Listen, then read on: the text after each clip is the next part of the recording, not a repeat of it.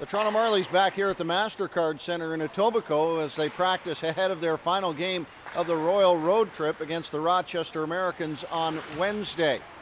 The Marlies had a wild weekend, 2 overtime games out in St. John's as they got out to the Rock, and on the first game Friday night, lost 3-2 as Christian Thomas, the son of former Leaf Steve Thomas, scored in overtime.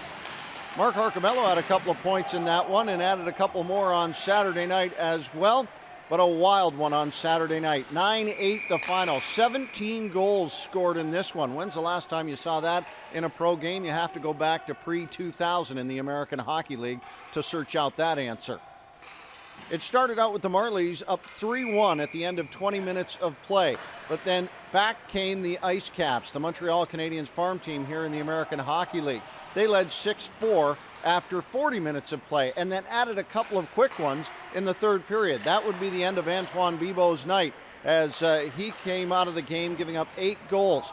It wasn't long before Zachary Fucale also came out of the game for the Ice Caps as the Marlies marched back with 4 goals to tie it up at 8 apiece. With 6 minutes left to go, in came Eddie Pasquale for the Ice Caps. Here's the tough thing. The Marlies win in overtime. William Nylander with the game winner. He had 5 points over the weekend, 4 points in this game, and a lot of talk, of course, over the last week about William Nylander moving up to the Toronto Maple Leafs, but Josh Leivo also has 4 points in this one, and Mark Arcabello has a tremendous weekend as well.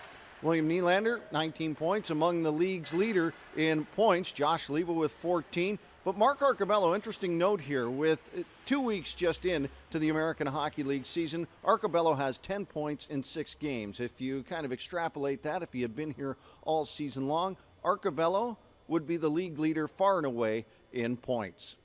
The Marlies are now 5-1 in extra time games in the American Hockey League so far this season. And while that may suggest that they can get it done in clutch circumstances, for head coach Sheldon Keefe, he's just a little bit more concerned that this team needs to get it done in regulation more often. I talked to him after the game on Saturday night.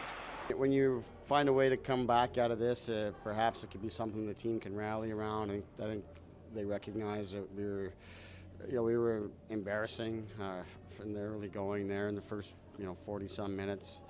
But it was pretty fun down the stretch, and hopefully it's something we can build upon. Because frankly, I saw something like this coming. We just haven't been playing good hockey. Our record's been good, and things like that. There's a lot of reasons to be happy with the group here, but we coming into tonight, we got 6 wins in regulation in 14 hockey games. That's not very good.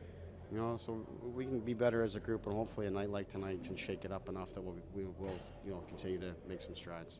Well, Garrett Sparks having a tremendous run so far this year in the American League, already named Player of the Week once, the CCM AHL Player of the Week, and you would think that for a goaltender that means you don't change a thing, but for Garrett Sparks, he's got a new mask and new paint. Well, I drew this one up during the summer, and it's kind of modeled off the old Ron Hextall mask in Quebec, but it's my rendition of Angry Carlton, the bear. I just did Toronto on one side, Marlies on the other side, and it looks pretty angry right down the middle, so I'm pretty happy with it. I got my standard backplate, City of Chicago, where I'm from, and one of the goalie groups I help run, GGSU, representing that. I have my Storm logo and my men's league team logo ghosted in there as well, so a couple personal touches. So as the Royal Road Trip comes to a close here for the Toronto Marlies, there is something else of note. They are in the midst of 11 divisional games. That is the longest run of the season this year for the Toronto Marlies. Important to pick up those points and create some distance here. The next 3 games up for the Toronto Marlies, the Rochester Americans in a home-and-home, and the next game at home is, of course, November 21st at 5 o'clock against those Americans, and then one against the Binghamton Senators at the Ricoh Coliseum.